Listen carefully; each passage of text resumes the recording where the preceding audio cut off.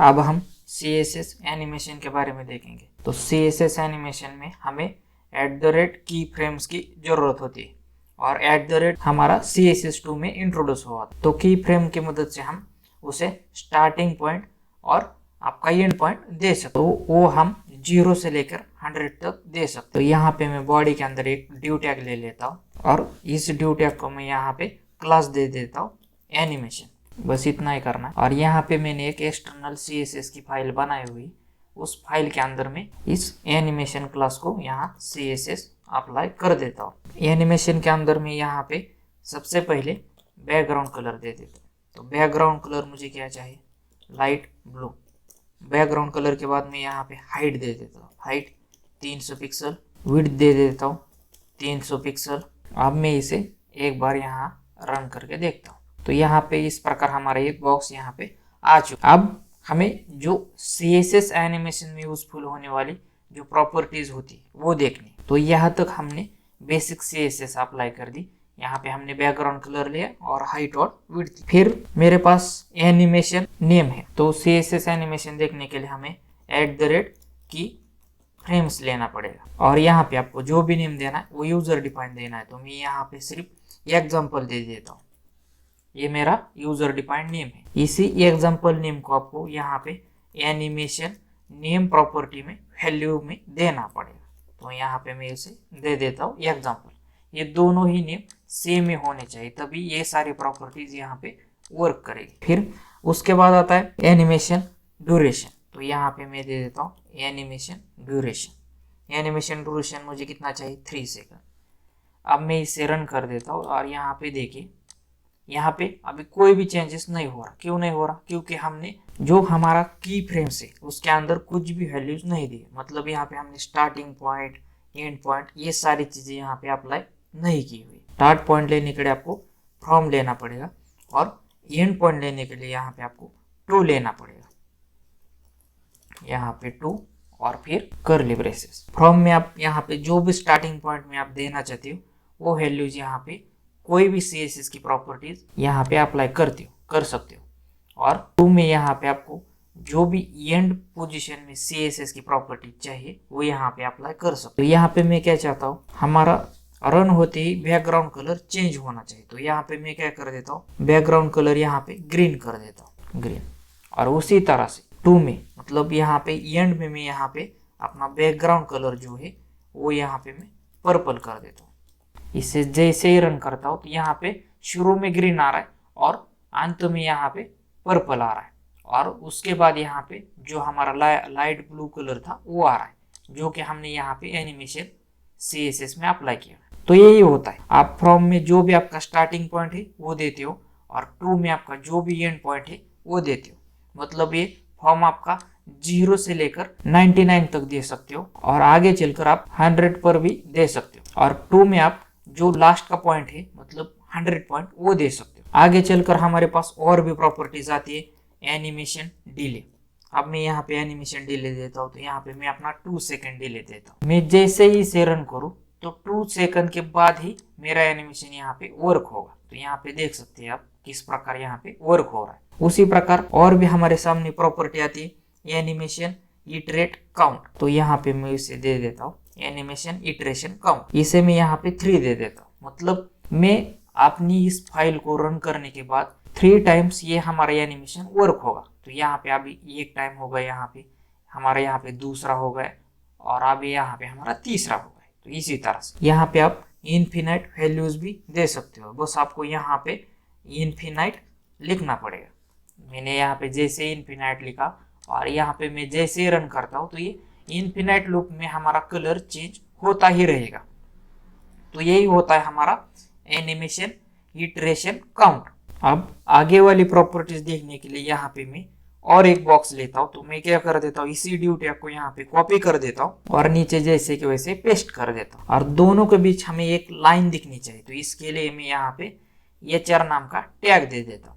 अब देखिए मैं इसे जैसे रन करूँ तो हमारा सेम ही बॉक्स नीचे भी आ जाएगा और उसके बीच यहाँ पे लाइन आ रही। ये हमें इसलिए चाहिए, आगे हमारे जो पास प्रॉपर्टीज है उन्हें देखने के लिए हमें यहाँ पे 2 बॉक्सेस होने जरूरी है।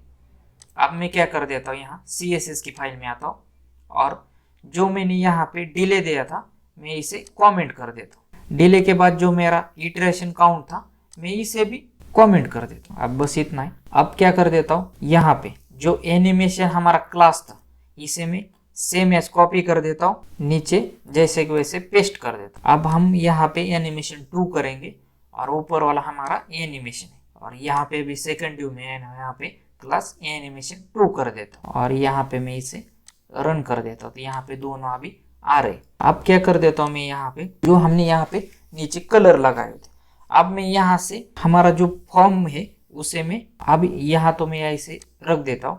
अब यहाँ जो एनिमेशन है इसके अंदर आता हूँ और यहाँ हमारे पास अगली प्रॉपर्टी है एनिमेशन डायरेक्शन। तो ये क्या कर देते, तो इसके अंदर मैं सबसे पहले अल्टरनेट वैल्यू देता हूँ और यहाँ पे मैं रन कर देता हूँ और इसी प्रॉपर्टीज को मैं यहाँ पे कॉपी कर देता हूँ और जो हमारा सेकंड एनिमेशन क्लास है उसके अंदर भी मैं यहाँ पे पेस्ट कर देता हूँ और यहाँ पे मैं इसे रन कर देता हूँ। देखिए अभी यहाँ पे कोई भी वर्क नहीं हो रहा। अब मैं क्या कर देता हूँ, यहाँ पे आता हूँ की फ्रेम्स के अंदर, यहाँ से फ्रॉम और टू निकाल देता हूँ। अभी हमें ये प्रॉपर्टीज किस तरह से वर्क होती है ये देखना है। तो यहाँ पे मैं क्या कर देता हूँ, यहाँ पे परसेंटेज के अंदर उस पर्टिकुलर परसेंटेज में एनिमेशन कौन सा होना चाहिए ये देता हूँ। तो यहाँ पे मैं क्या कर देता हूँ, 0% में मुझे क्या चाहिए कि मुझे अपना बैकग्राउंड कलर जो है वो यहाँ पे ग्रीन चाहिए। तो यहाँ पे मैं ग्रीन दे देता हूँ। 0% के बाद यहाँ पे मैं 20% देता हूँ। 20% पर मुझे क्या चाहिए कि मेरी जो विड्थ है वो मेरी विड्थ यहाँ पे 500 पिक्सल चाहिए। 20% के बाद यहाँ पे मैं 40% कर देता हूँ। 40% पर मुझे क्या चाहिए, मुझे अपना बैकग्राउंड कलर जो है वो यहाँ पे येलो चाहिए। 40 के बाद यहाँ पे मुझे अपने 60% पर क्या होना चाहिए, 60% पर मेरी जो विड्थ है वो यहाँ पे और 500 पिक्सल चाहिए। फिर 60 के बाद यहाँ पे मैं 80% पर आता हूँ। 80 में मुझे क्या चाहिए, अपना बैकग्राउंड कलर जो है वो मुझे यहाँ पे पिंक चाहिए। 80 हो गया और उसके बाद 2 जो कि एंड पॉइंट होता है, यहाँ पे आप 100% भी दे सकते हो। तो यहाँ पे मैं सिंपली 2 कर देता हूँ यहाँ से। हाँ अभी कर्ली ब्रेसेस ओपन 2 कर दिया और 2 में मुझे बैकग्राउंड कलर क्या होना चाहिए, मेरा रेड होना चाहिए फाइनल। तो ये कर दिया मैंने। अब मैं इसे रन कर देता हूँ। आप देखिए किस तरह से दोनों वर्क होते। तो यहाँ पे देख सकते हो कि हमने यहाँ पे प्रॉपर्टीज अप्लाई की एनिमेशन डायरेक्शन और जो वैल्यूज है हमारी वो अल्टरनेट है। तो अल्टरनेट की वजह से क्या होता है कि वो फर्स्ट टाइम में बढ़ेंगे और फिर घटेंगे। जैसे ही रन करेंगे तो यहाँ पे दोनों बढ़ रहे और घट रहे, यही हो रहा है हमारा अल्टरनेट वैल्यू की मदद से। और यहाँ हमारे बढ़ते और घटते वक्त जो जो हमने परसेंटेज पर कलर अप्लाई कर दिए वो कलर यहाँ पे हमें दिख रहे हैं। तो यही होता है। फिर हमारे पास और भी वैल्यूज आती है, हमारा जो एनिमेशन डायरेक्शन प्रॉपर्टी है उसके अंदर और भी वैल्यूज आती है। तो अल्टरनेट के बाद हमारे पास आती है अल्टरनेट रिवर्स। तो ये क्या कर देते हैं, तो अभी हम देखते हैं। यहाँ पे मैं देखिए मैं जैसे रन करूँ तो एक बढ़ रहा है एक घट रहा है, एक बढ़ रहा है एक घट रहा है और दोनों वापस अपनी पोजीशन पर आ रहे। तो इससे क्या हो रहा है कि ये नीचे से ऊपर जा रहा है और ऊपर से नीचे आ रहा है। तो यहाँ पे देखिए मैं उसे एक और बार रन कर देता हूँ। यहाँ पे देख सकते हो अब जो लास्ट का कलर है वो आ रहा है जो कि हमारा लाइट ब्लू है। तो यहाँ पे देखिए, यहाँ पे एनिमेशन क्लास में और एनिमेशन 2 क्लास में दोनों जगह पे हमने जो बैकग्राउंड कलर है वो लाइट ब्लू दिया है। तो अब मैं क्या कर देता हूँ, इसे कमेंट कर देता हूँ और ऊपर भी मैं यहाँ पे कमेंट कर देता हूँ। अब मैं इसे जैसे रन करूँ जो मेरा लास्ट वाला कलर है रेड वो आ जाएगा। यहाँ पे देख सकते हो आप दोनों गायब हो चुके। अब मैं क्या कर देता हूँ, यहाँ पे गायब क्यों हो चुके, क्योंकि यहाँ पे हमने एंड में कौन सा कलर आना चाहिए ये तो दिया था, लेकिन फिर ये जो है ये उस क्लास में जा रहा है और यहाँ पे उसे कोई भी बैकग्राउंड कलर नहीं मिल रहा है। इसकी वजह से वो यहाँ पे हमें गायब हो रहा है। तो अब मैं क्या कर देता हूँ, इन बैकग्राउंड कलर को अनकमेंट कर देता हूँ और इसे भी मैं यहाँ से अनकमेंट कर देता हूँ।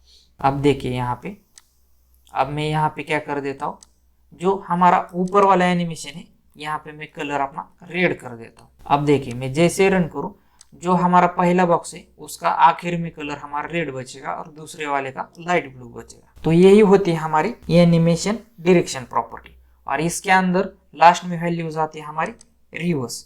तो रिवर्स क्या कर देते, तो यहाँ पे देखे कि रिवर्स जो है वो दोनों साथ में बढ़ेंगे, दोनों साथ में घटेंगे, दोनों बॉक्सेस सेम ही वर्क कर रहे हैं। फिर हमारे पास अगली प्रॉपर्टी आती है एनिमेशन टाइमिंग फंक्शन। तो यहाँ पे मैं लेता हूँ एनिमेशन टाइमिंग फंक्शन। तो इसके अंदर ईजे इन, ईजे आउट और ईजे इन आउट ये सारी वैल्यूज आती है। तो यहाँ पे मैं सबसे पहले ईजे वैल्यूज अप्लाई कर देता हूँ। तो यहाँ पे देखिए अब रन होते किस प्रकार दोनों बढ़ और घट रहे, फिर दोनों जो अपनी पहले वाली पोजीशन है उस पर आ रहे। अब मैं यहाँ पे ईजे इन कर देता हूँ। तो देखिए इसकी वजह से क्या होता है, तो यहाँ पे एक बढ़ रहा है एक घट रहा है, दोनों आ रहे दोनों जा रहे, इस तरह से हो रहा है। फिर ईजे आउट कर देता हूँ और यहाँ पे मैं इसे रन कर देता हूँ। तो यहाँ पे देख सकते हैं कि दोनों आगे पीछे बढ़ और घट रहे। फिर ईजे इन आउट कर देता हूँ। अब देखिए अब किस प्रकार से ये दोनों एनिमेशन करते। तो यहाँ पे देख सकते हैं दोनों आ रहे बढ़ रहे घट रहे। तो इस तरह से हमारे पास CSS एनिमेशन में प्रॉपर्टीज होती है। हमें यहाँ पे अपनी क्रिएटिविटी का यूज करके कौन सी प्रॉपर्टी लगा कि हम किस तरह से अपना एनिमेशन सेट कर सकते हो, ये हमें सोचना है। बस यही होता है हमारा CSS एनिमेशन। और यहाँ पे हमें सबसे इम्पोर्टेंट है की फ्रेम्स। उसके अंदर हमें जो भी CSS चाहिए उसे हम एक पर्टिकुलर परसेंटेज में यहाँ पे अप्लाई कर सकते हो। तो यहाँ पे देख सकते हैं किस तरह से मैंने यहाँ से 0 से लेकर 80% तक CSS की प्रॉपर्टीज अप्लाई की हुई। इस चैनल को सब्सक्राइब करके बेल आइकॉन हिट नहीं किया तो वीडियोस आपको मिलेंगे नहीं और आपको बार बार ढूंढना पड़ेगा। ये ट्यूटोरियल की सीरीज आपको अच्छी लगी तो आप लाइक करें और शेयर उनको करें जिनको इस प्रकार के वीडियो से बेनिफिट हो सकता है। मेरे साथ जुड़े रहने के लिए आप सबका प्रेम पूर्वक बहुत बहुत धन्यवाद।